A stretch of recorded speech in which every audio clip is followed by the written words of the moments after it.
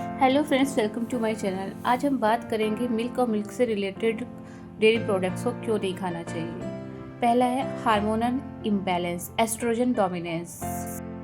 First है hormonal imbalance. Milk में प्राकृतिक रूप से एस्ट्रोजन और प्रोजेस्टेरोन जैसे हार्मोन्स होते हैं जो प्रेग्नेंट काउ से लिया जाता है और इंजेक्शन के थ्रू भी लिया जाता है। हमारे शरीर में नॉर्मल एस्ट्रोजन प्रोजेस्टेरोन होते हैं, लेकिन जब जैसे ही हम बाहर से एक्स्ट्रा लेते हैं तो हमारे शरीर के अंदर एस्ट्रोजन डोमिनेंस पैदा हो जाता है जो पीसीओएस, इरेगुलर पीरियड, फाइब्रॉइड और इनफर्टिलिटी का कारण बनता है। सेकंड है एक्ने और स्किन प्रॉब्लम और हेयर फॉलिंग। IGF-1 हार्मोन, दूध में एक हार्मोन होता है जिसे IGF-1 कहते हैं, जो स्किन यानी सेबेसियस ग्लैंड को ओवर स्टिमुलेट कर देता है, जिसके कारण एक्ने, मुहासे, स्किन और एनलार्ज पोर्स हो जाते हैं। और खास तौर से डेयरी प्रोडक्ट्स उनको नुकसान ज़्यादा करते हैं जो हार्मोनल इम्बैलेंस होता है और जिनको एक्ने की प्रॉब्लम ज़्यादा होती है।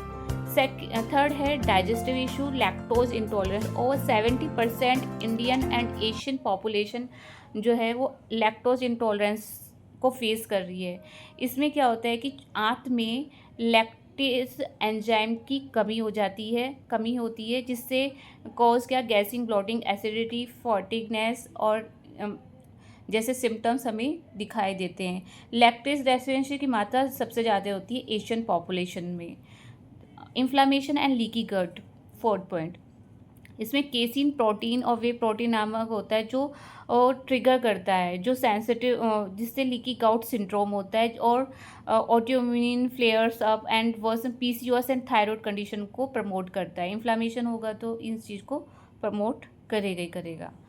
फिफ्थ है डाइजेस्ट, मतलब कि वेट गेन और इंसुलिन रेजिस्टेंस। डेयरी जो प्रोडक्ट होते हैं जो डेयरी प्रोडक्ट है वो इंसुलिन रेजिस्टेंस होते हैं, यानी कि मेटाबॉलिज्म को स्लो कर देते हैं और प्रमोट करते हैं इंसुलिन रेजिस्टेंस को। क्योंकि उसमें saturated fat plus IGF-1 plus added hormones होते हैं जो बाहर से लिए जाते हैं, जिसके कारण बेली फैट, थकावट एंड PCOS वाले सिम्टम्स और ज़्यादा वर्स्ट हो जाते हैं। रिप्रोडक्टिव इम्पैक्ट,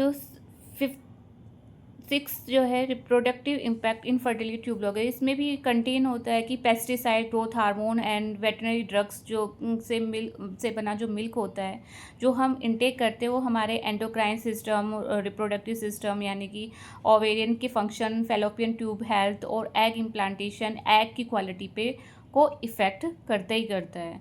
जो आजकल है, एज ए एग्जांपल के तौर पे मैंने ये इंजेक्शंस जो चलते हैं, वैसे गवर्नमेंट ने बैन लगा रखा है लेकिन फिर भी एक बिज़नेस के तौर पे इसको यूज़ किया जाता है।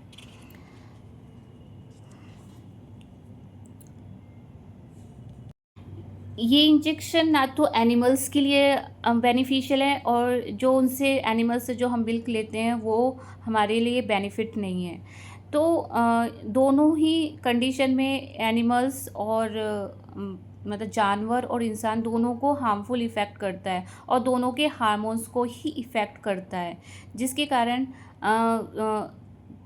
ये हमारे हमारी जो चीज़ें डेवलप होनी चाहिए वो एक एज से पहले डेवलप हो जाती हैं।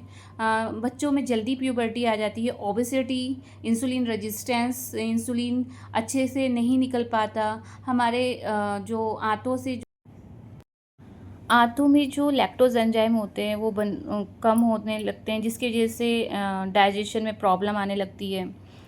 दूसरा ये कि प्रेग्नेंट वूमेन थायराइड और हार्मोनल इम्बैलेंस हो जाते हैं, बच्चों में पहले ही एक प्यूबर्टी आ जाती है वक्त से पहले।